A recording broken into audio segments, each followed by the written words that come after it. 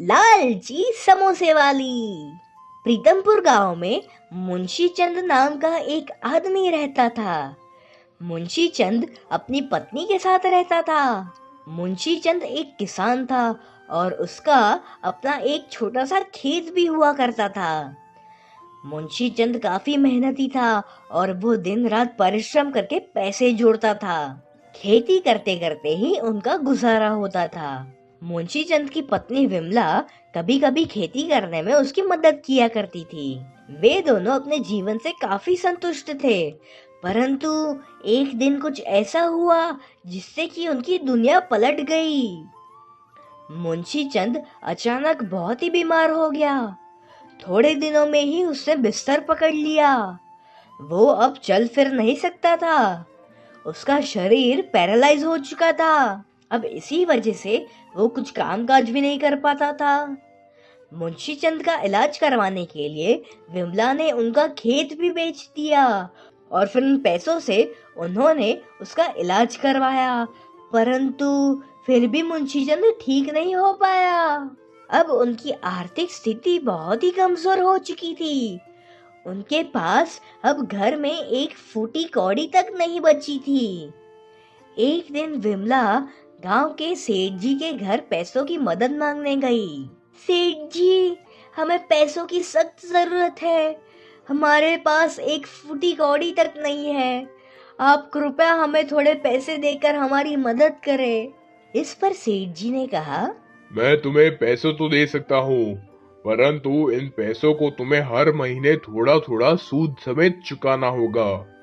अगर तुम्हें ये शर्त मंजूर है तो ही मैं तुम्हें पैसे दूंगा। विमला बेचारी मजबूर थी और उसे सेठ जी की इन शर्तों को मानना पड़ा। फिर सेठ जी ने विमला को पैसे दिए और विमला उन पैसों को लेकर अपने घर चली गई। जब विमला घर पहुंची तब उसके पति का भाई आया हुआ था, जिसका नाम रसिक चंद था। रसिक चंद ने विमला से कहा, भाभी जी, बुरा ना मानो तो एक बात कहूँ। विमला ने कहा, हाँ देवर जी, कहो।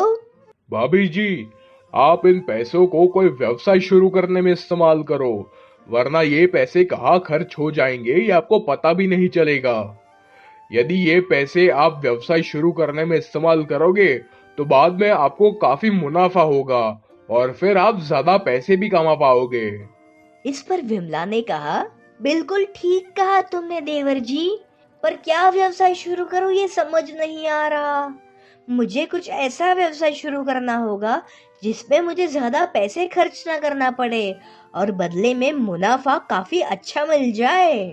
थोड़ी देर सोचने के बाद रसिक चंद के मन में ख्याल आया। भाभी जी, आपके हाथों के बनाए हुए समोसे बहुत ही स्वादिष्ट बनते हैं। क्यों ना आप समोसे बनाने का व्यवसाय शुरू करें। इस व्यवसाय को शुरू करने के लिए ना ही आपको बहुत ज्यादा पैसे लगेंगे और बदले में आपको मुनाफा भी काफी अच्छा मिल जाएगा। इस पर विमला ने कहा, अरे वाह, ये तो बहुत ही अच्छा सुझाव दिया है आपने, पर क्या मैं अकेली इस व्यवसाय को शुरू कर पाऊंगी? तभी रसिक चंद ने कहा, अरे भाभी जी, आप चिंता मत करो, मैं हूं ना। मैं आपको मदद करूंगा इस व्यवसाय को शुरू करने में और फिर हम मुनाफा को आपस में बराबर बराबर बांट लेंगे। इस पर विमला ने कहा, हाँ ये ठीक रहेगा। तुम्हारा बहुत बहुत धन्यवाद देवर जी। अगले दिन रसिक चंद बाजार से समोसा बनाने का सामान ले आया और फिर उन्होंने घर के बाहर ही एक छोटा सा ठेला लगाया। विमला समोसे बनाने लगी और रसिक चंद लोगों को इकट्ठा करने लगा। समोसा ले लो, गर्मा गर्म समोसा, सिर्फ 10 रुपए में ताजा और गर्मा गर्म समोसा। रसिक चंद की बातें सुनकर अब धीरे धीरे लोग वहां पर समोसा खाने के लिए आने लगे। लोगों को समोसा इतना अच्छा लगा कि वे 2-3 समोसा तो आराम से खाने लगे। लोगों को उनके समोसे बहुत ही पसंद आए। अरे वाह यार, क्या समोसा है। हाँ, मैंने तो ऐसे समोसे पहले कभी नहीं खाए। अब से तो मैं रोज यहीं पर आकर समोसे खाऊंगा। अब से लोग विमला और रसिक चंद के ही समोसे खाने लगे। उनके समोसे बाजू के गांव तक प्रसिद्ध हो चुके थे। लोग दूर दूर से उनके समोसे खाने के लिए आते थे। अब उन्होंने काफी पैसे जमा कर लिए थे और फिर उन पैसों से उन्होंने सेठ जी का सारा कर्ज भी चुका दिया। बहुत ही कम समय में उन्होंने काफी अच्छी तरक्की कर ली थी और उनकी इस तरक्की को देखकर कुछ लोग अब जलने भी लगे थे। गांव में कुट्टूमल नाम का एक इंसान रहता था जो उनकी तरक्की से बहुत ही जलता था। उससे उनकी तरक्की देखी नहीं जाती थी। एक दिन कुट्टूमल विमला के पास गया और बोला, अरे बहन, तुम्हारे समोसे तो बहुत ही स्वादिष्ट है। ऐसे समोसे मैंने मेरी पूरी जिंदगी में नहीं खाए।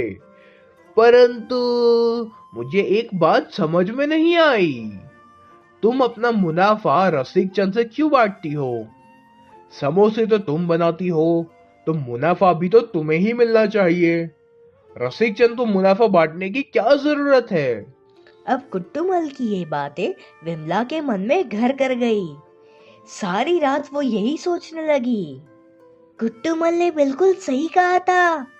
समोसा तो मैं बनाती हूँ, सारी मेहनत मैं करती हूँ। लोगों को मेरे हाथ के बनाए हुए समोसे पसंद आते हैं।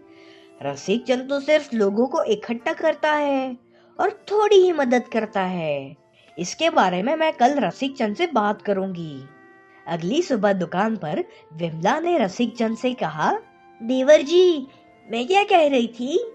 देखो, सारी मेहनत मैं करती हूँ, समोसे मैं बनाती हूँ और यहाँ लोगों को मेरे हाथों के समोसे पसंद है। तुम तो उतना काम भी नहीं करते, तो मुनाफा का अधिक भाग मुझे मिलना चाहिए ना। इस पर रसिक चंद ने कहा, अरे भाभी, ये आप क्या कह रही हो? ये मत भूलो कि इस व्यवसाय को शुरू करने का सुझाव मेरा था। इस दुकान को मैंने खड़ा किया है और इस दुकान में ग्राहक भी मैं ही लेकर आया था। अब क्योंकि हमारा व्यवसाय अच्छा चलने लगा है, तो अब आपको ज्यादा मुनाफा पाने की लालच जगी है। अच्छा, तो अब तुम मुझे लालची कह रहे हो? जाओ, अब से मैं तुम्हारी दुकान में समोसे बनाऊंगी ही नहीं। मैं भी देखती हूँ तुम्हारी दुकान कैसे चलती है। कल से कोई और समोसे बनाने वाली रख लेना। मैं तो अब अपनी खुद की दुकान खोलूंगी, फिर देखती हूँ कि कौन ज्यादा तरक्की करता है। अगले दिन विमला ने बाजू में ही अपनी समोसे की दुकान खोल ली और रसिक चंद ने भी एक नई समोसे बनाने वाली रख ली। अब गांव के लोग विमला को देखकर उसके समोसे की दुकान पर खाने के लिए गए, पर इतने सारे लोगों को विमला अकेली संभाल नहीं पा रही थी। वो परेशान हो गई कि वो समोसे बनाए या लोगों को समोसा बांटे। इसी कारण से वो ठीक से समोसा भी नहीं बना पा रही थी। अब इसी बात से गुस्सा होकर वहां खड़े सभी लोग विमला की दुकान को छोड़कर रसिक चंद की दुकान पर समोसा खाने लगे। अब धीरे धीरे सभी लोगों ने विमला की दुकान पर जाना बंद कर दिया और अब विमला को व्यवसाय में काफी नुकसान भी होने लगा था। ये देखकर अब विमला को अपनी गलती का एहसास हुआ। वो समझ गई कि वो अकेली दुकान को नहीं संभाल सकती। उसे रसिक चंद की मेहनत का महत्व समझ में आ गया। वो रसिक चंद के पास गई और बोली, देवर जी, मुझे माफ कर दीजिए। मैंने आपकी मेहनत को नजरअंदाज किया। मैंने सिर्फ अपने बारे में सोचा और ज्यादा पैसे पाने की लालच रखी। मैं ये भूल ही गई थी कि आप भी उतनी ही मेहनत करते हो जितनी मैं मेहनत करती हूँ। क्या हम वापस साथ साथ मिलकर काम कर सकते हैं? रसिक चंद साफ दिल का था। उसने विमला को तुरंत माफ कर दिया और उस दिन के बाद से वे दोनों एक ही दुकान में साथ साथ काम करने लगे। अब वापस उनकी दुकान पर समोसे खाने के लिए लोगों की भीड़ इकट्ठा हो गई, पर अब क्योंकि वे दोनों साथ साथ काम कर रहे थे, तो वे लोगों में आसानी से समोसा बांट पा रहे थे। यही तो होता है साथ साथ काम करने का फायदा। लालची किसान। रामपुर नाम का एक छोटा सा गांव था। उस गांव के लोग बहुत ही मेहनती और ईमानदार थे। वे सभी लोग अपना काम पूरी ईमानदारी और पूरा मन लगाकर करते थे। उसी गांव में दो किसान भी रहते थे। एक का नाम भोला था और दूसरे का नाम भीमा था। वे दोनों के पास एक एक खेत थे जिसमें वो फसल उगाते थे और फिर अनाज को बाजार में बेचकर उससे पैसे कमाते थे। बस इसी से उनका गुजारा होता था।